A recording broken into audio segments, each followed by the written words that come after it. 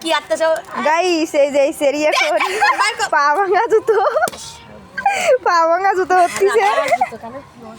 আমি আগের দিন চালাইলাম এক সময় পরে গেলাম এই সেরির পা ভেঙে গেলে গাইস মিষ্টি খাতি দেবো এই নুবা তোমার নাম কি সজীব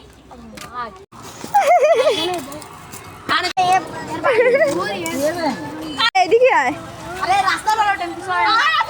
না কিছু হবে না এদিকে পড়ে গেল পারবেন না আট কান্দাতে এই বড়টা